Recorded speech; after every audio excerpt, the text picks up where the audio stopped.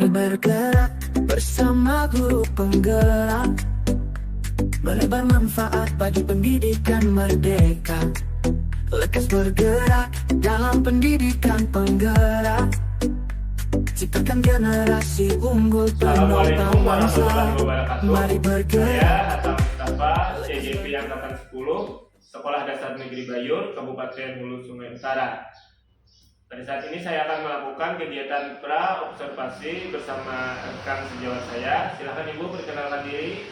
Jadi nama saya Rizal Mahfuzatul Halimah, guru kelas 4 Sekolah Dasar Negeri Bayur. Assalamualaikum Bu Risa. Waalaikumsalam Bapak. Bagaimana kabarnya hari ini? Alhamdulillah baik. Bapak sendiri bagaimana? Alhamdulillah saya juga baik. Jadi saya akan melakukan kegiatan pra-observasi pada hari ini. Sebelumnya akan saya sampaikan terlebih dahulu mengenai tujuan supervisi ini ya Bu, yaitu untuk mengembangkan diri kita sebagai seorang pendidik. Nah, kira-kira nanti pada mata pelajaran apa yang akan kita lakukan kegiatan supervisi?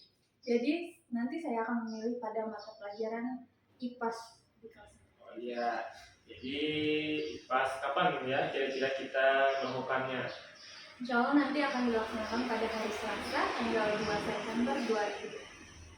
Sepakat ya Bu, kita akan melaksanakan pada hari Selasa tanggal 2 September tahun 2024. Insya Allah siap Pak. Baik, lalu tujuan apa yang ingin Ibu capai dalam kegiatan supervisi nanti? Jadi saya ingin murid saya itu berperan secara aktif dalam berdiskusi dengan kelompok dan mampu mempresentasikan hasil diskusi kelompok dengan percaya diri. Oh iya. Nah, kalau begitu, jadi nanti pada bagian apa yang akan saya amati Bu? Nanti Bapak akan mengamati pada bagian keaktifan siswa pada saat berdiskusi. Nanti Ibu akan menggunakan strategi apa pada murid yang Ibu anggap berperan aktif? Jadi rencananya saya akan menggunakan strategi yang membangun kemitraan terhadap murid saya, yang saya beri nama strateginya salah bukan masalah. Jadi di mana dari pengamatan saya selama ini sebenarnya murid mempunyai pendapat namun tidak mau mengungkapkannya karena kurang percaya diri. Iya. Nah, harapannya setelah kegiatan pra-observasi nanti apa ya Bu? Harapannya setelah murid mendapatkan instruksi mereka bisa aktif dalam mempelajari, khususnya ketika berdiskusi mereka mampu berperan aktif, berani menyampaikan pendapat dengan baik. Iya, bagus sekali ya Bu. Baik, saya kira sudah cukup kegiatan pra-observasi kita pada hari ini. Semoga nanti berjalan lancar dan sesuai harapan yang diinginkan. Amin. Terima kasih banyak atas waktu dan bimbingan. Selalu menggerakkan. Mari bergerak bersama guru penggerak. Assalamualaikum warahmatullahi wabarakatuh. Salam guru penggerak. Hari ini Selasa tanggal 3 September tahun 2024, sesuai dengan kesepakatan kami dengan Ibu Risa. Hari ini kami akan melakukan kegiatan supervisi akademik pada bagian observasi. Di bagian ini mudah-mudahan apa yang kita rencanakan berjalan dengan lancar dan tujuan pembelajaran kita untuk meningkatkan keaktifan peserta didik pada pembelajaran dengan strategi diskusi bisa berjalan dengan lancar. Demikianlah. Assalamualaikum warahmatullahi wabarakatuh. Assalamualaikum warahmatullahi wabarakatuh.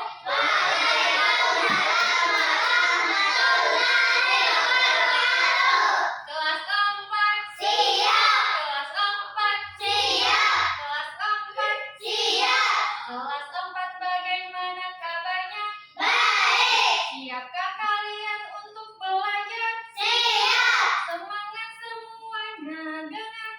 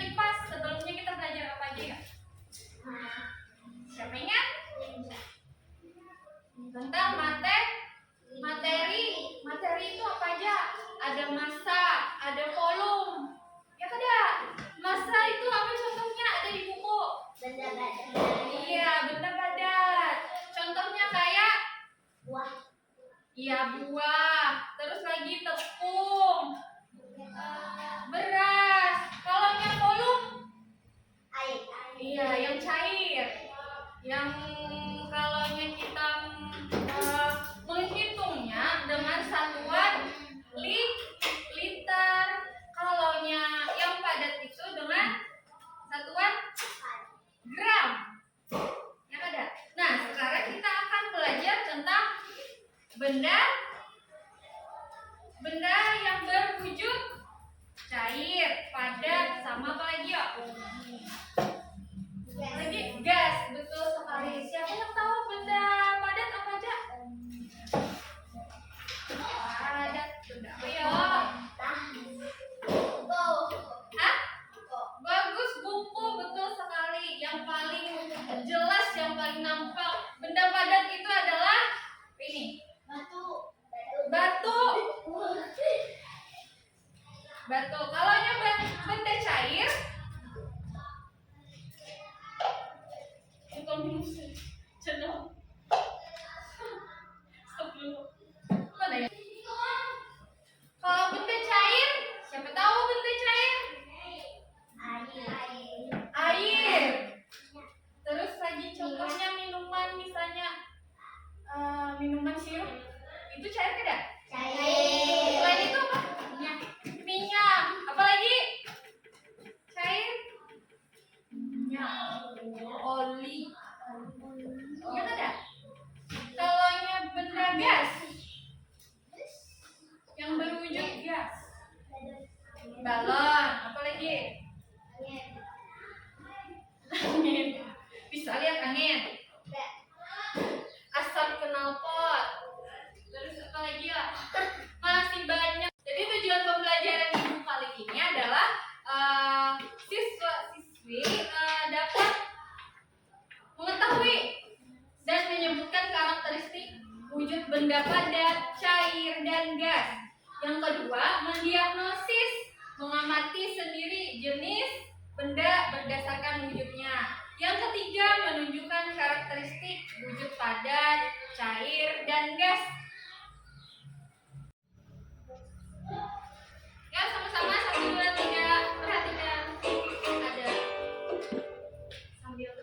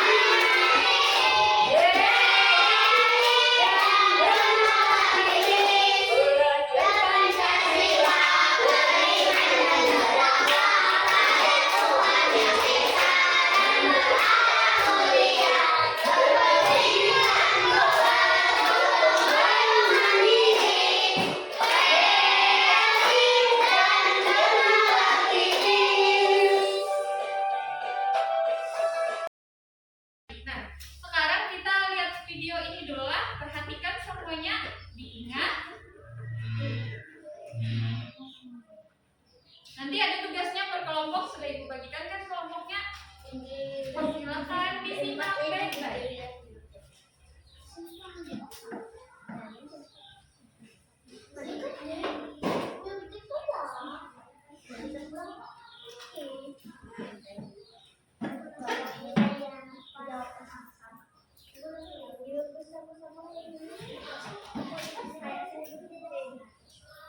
Jadi tugasnya per kelompok.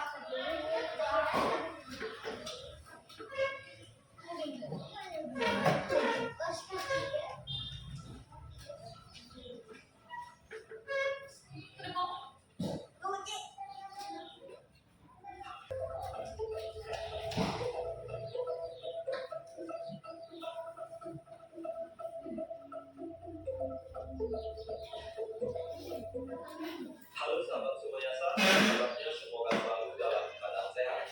Pada kesempatan ini kita akan belajar bersama tentang materi pelajaran kelas 4 SD mengenai wujud benda, yaitu benda padat, cair, dan gas. Yuk kita simak materi berikut ini.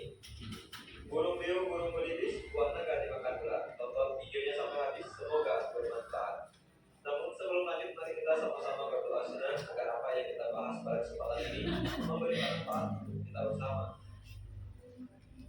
Perhatikan gambar berikut ini. Di sini terlihat dua orang anak yang sedang mengamati akuarium.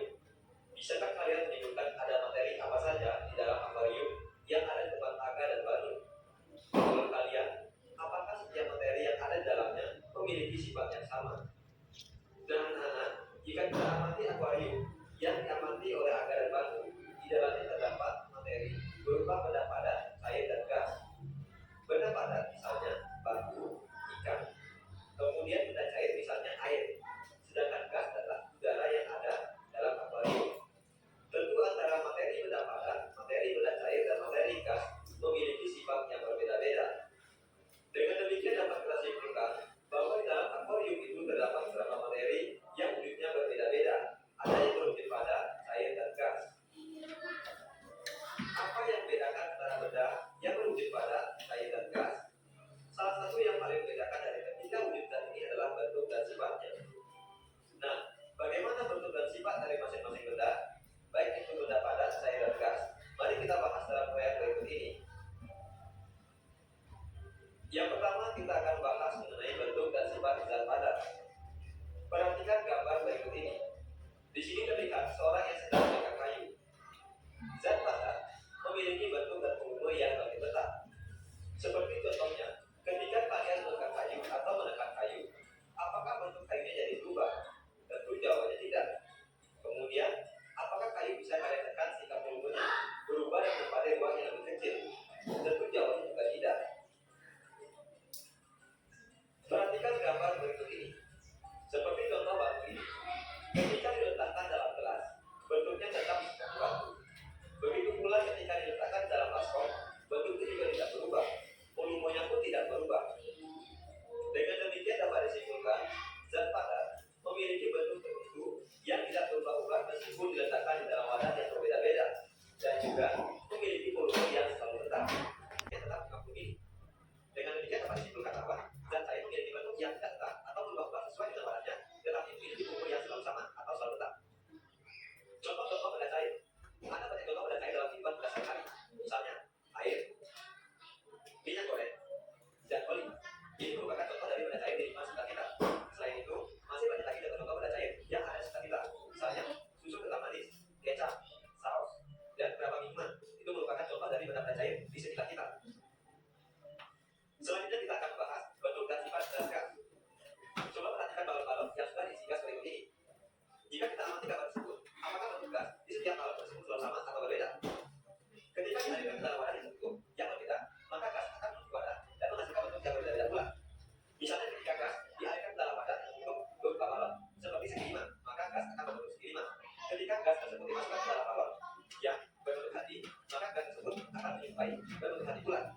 Nah, perbedaannya, gas memiliki bentuk yang berubah-ubah sesuai dengan wadahnya atau sesuai dengan tempatnya, dan juga memiliki volume yang berbeda-beda sesuai dengan bentuk dan tempatnya. Jadi dapat disimpulkan bahwa zat gas memiliki bentuk dan volume yang tetap atau berubah-ubah sesuai dengan wadahnya. Contoh benda gas dalam kehidupan sehari-hari, misalnya yang sering kita gunakan yaitu gas kompor, oksigen, gas balon udara, dan asap. Ini merupakan contoh benda gas dalam kehidupan sehari-hari. Sekarang, mari kita melihat perbedaan antara zat padat, cair, dan gas.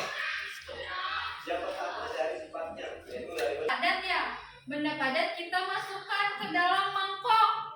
Berubah nggak ya? Padat. Lagi kita masukkan ke dalam gelas. Berubah? Padat. Kalau berarti kan benda padat itu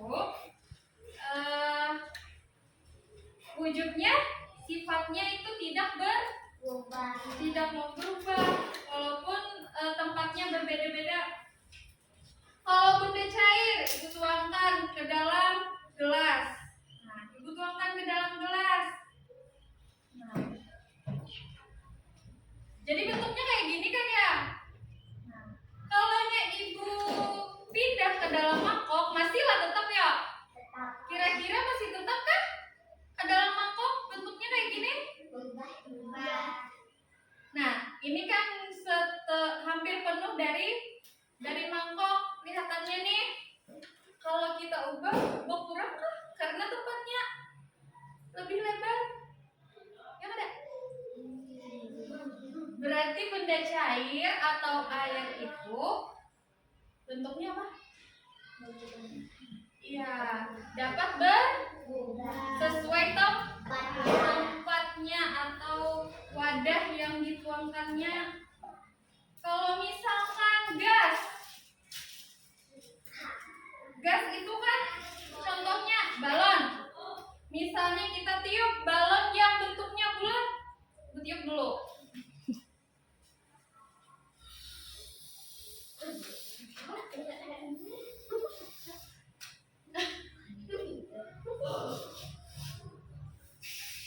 Nah, berarti kan bentuknya kayak gini. Kalau wadah tempat gasnya ini berbeda, bentuknya tetapkah kayak gini atau berbeda?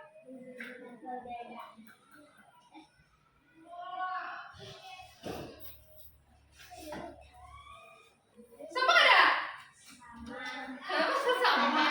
Dapat lagi, Bu.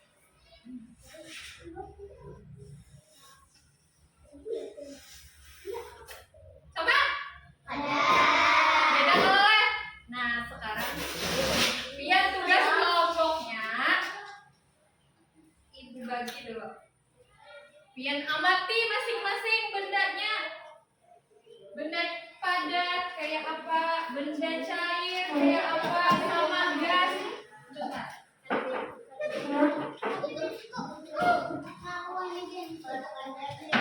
Amati terus tuliskan, nanti ibu kasih kertas, dituliskan di kertas sebentar lah.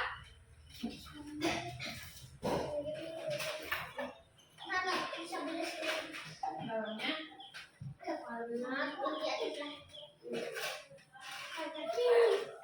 Ini balonnya. Iya, perhatikan.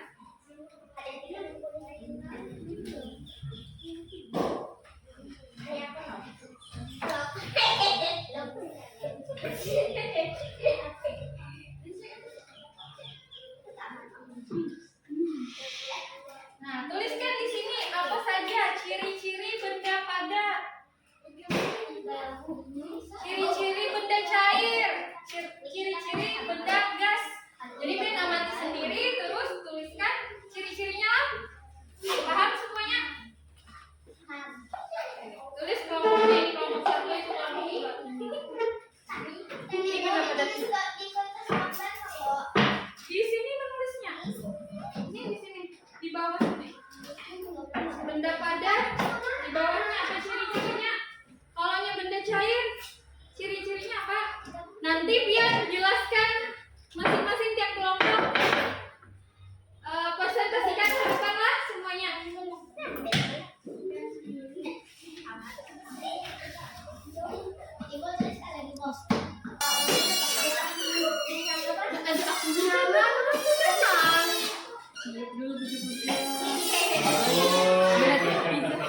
Ini tempatnya pindah ke sini.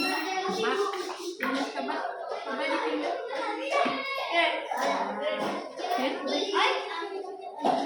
Benda cair.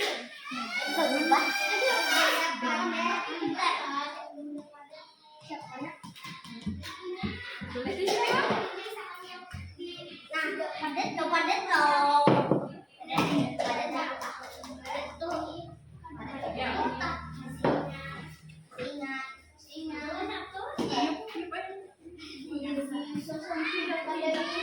Makanya kita dilompat gini.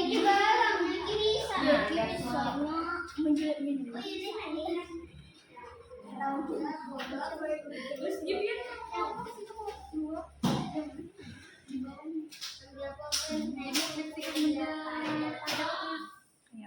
ciri-ciri di bawah nama kelompok, ini kalau di luar nama-nama pindah.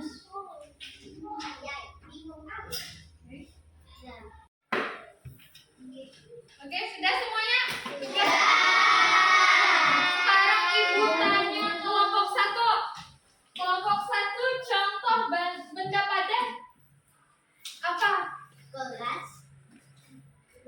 Iya, kalau yang benda padat keras sama betul. Contohnya apa? Yang lain? Kursi, buku, batu, meja, kotak pensil, kayu, kaca. Oke, betul sekali. Jadi Zat padat itu memiliki bentuk yang tetap dan tidak dapat berubah. Selanjutnya benda cair kelompok 2. Siapa yang mau menjelaskan? Angkat tangan. Oke. Bisa berubah benda cair. Contohnya apa kita? Oli, terus air, minyak, kopi. Kopi itu kopi yang sudah diseduh Pak, yang sudah dibikinkan sama air, dicampur air doang. Oh, kalau kopi yang belum yang belum dicampur air itu padat itu, tapi bentuknya lunak. Tapi kalau kopi yang sudah diseduh itu cair, itu sekali. Ya, susu betul. Ya, bagus sekali semuanya. Tepuk tangan buat kedua kelompoknya. Jadi Ibu ulangi lagi. Nih ada akuarium. Di dalam akuarium ada benda cair apa? Air. Iya, air. Terus ada lagi benda padat apa? Batu-batuan. Ada gas. Kayak gas di mana gas nih? Iya, di lembung udara yang ada di air, di dalam air. Nah, selanjutnya Ibu beri tugas untuk masing-masing. Ya, ini buat tugas masing-masing kerjakanlah, ada satu kelompok lagi.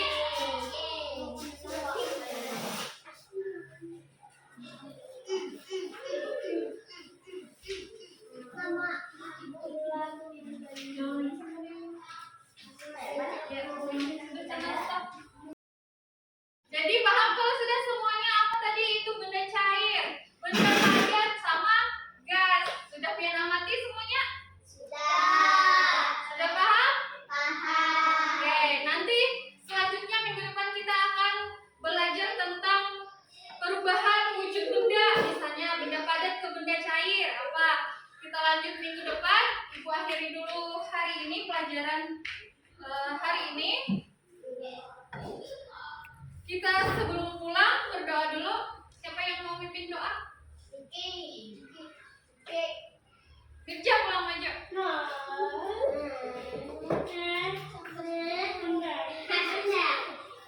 Ya. Ada pulangnya. Oke. Itu dua tiga.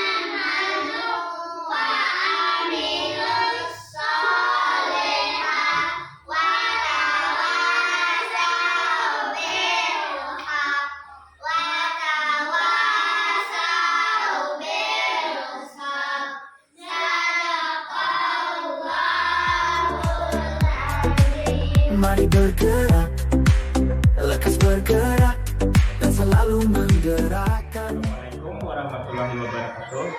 Saya Hatta Mustafa, JDP Angkatan 10, Kabupaten Sungai Utara, Kalimantan Selatan. Pada hari ini, saya akan melakukan kegiatan supervisi akademik tahap pasca observasi. Dan juga pada hari ini, saya didampingi oleh pengajar praktik saya, Ibu Istiwati, dan bersama wali kelas 4, Ibu Risa Mahfujatun Adimah. Mudah-mudahan kegiatan pada hari ini berjalan dengan lancar dan dapat meningkatkan kompetensi sebagai pemimpin pembelajaran di sekolah kami. Salam guru penggerak. Assalamualaikum warahmatullahi wabarakatuh. Assalamualaikum Bu Risa. Waalaikumsalam Bapak. Alhamdulillah kita sudah memasuki kegiatan pasca observasi. Sebelumnya Ibu Risa, apa kabar hari ini? Alhamdulillah baik Pak. Bapak sendiri bagaimana kabar? Alhamdulillah baiknya. Bagaimana perasaan Ibu Rizal setelah melaksanakan pembelajaran tadi? Alhamdulillah rasanya lega Pak. Senang dan puas juga karena prosesnya itu berjalan dengan lancar. Menurut Ibu, apakah proses pembelajaran yang sudah berjalan tadi sesuai dengan apa yang Ibu rencanakan? Alhamdulillah sudah sesuai dengan apa yang saya rencanakan. Nah, dari kegiatan pembelajaran tadi, apa saja hal yang membuat Ibu puas dan merasa tidak puas? Di sini saya merasa puas karena sebagian besar murid sudah menunjukkan progres yang signifikan.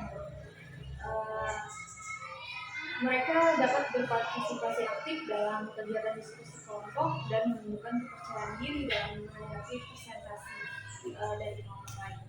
Kalau yang merasa tidak puas itu mungkin ada beberapa siswa yang masih asik sendiri belajarnya gitu Pak. Mungkin karena gaya belajarnya berbeda dengan yang lain, jadi sibuk sendiri.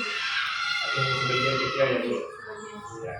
Kemudian dari pengamatan Ibu selama pembelajaran tadi, bagaimana ketercapaian kompetensi siswa? Sebagian besar sudah tercapai Pak. Meskipun ada beberapa yang belum mencapai kompetensi yang diujikan, itu mungkin disebabkan saya yang belum memahami pembelajaran dan Iya. Apa yang menjadi kesulitan siswa selama proses pembelajaran tadi? Kesulitan siswa itu ada di alat peraga Pak. Mungkinnya tidak sepenuhnya memahami penjelasan dari alat peraga karena alat peraga yang saya gunakan itu cukup sederhana. Oh iya. Kemudian apa yang menjadi kesulitan siswa selama proses pembelajaran tadi? Kesulitan siswa memahami alat peraga Pak. Oh iya, memahami pembelajaran tadi. Iya. Kesulitan dari Ibu apa kira-kira? Menyusun RPP karena sebagian ada siswa yang gaya belajarnya berbeda, jadi menyusun RPP yang untuk memenuhi kebutuhan siswa itu masih sulit bagi saya. Karena beragam ya Ibu. Kemudian kira-kira apa yang akan Ibu lakukan yang menjadi alternatif mengatasi kesulitan yang Ibu sebutkan tadi? Mungkin untuk selanjutnya saya akan belajar lagi pada diri senior atau rekan kerja yang lain. Kemudian hal-hal apa saja yang Ibu dapatkan dari kegiatan tadi? Banyak hal yang saya dapatkan. Di antaranya saya juga mengetahui sejauh mana kompetensi saya dalam mengajar melayani siswa di kelas. Selain itu saya bisa mengetahui kekurangan dan koordinasi pembelajaran yang saya terapkan selama ini. Kemudian apa rencana Ibu untuk pertemuan berikutnya?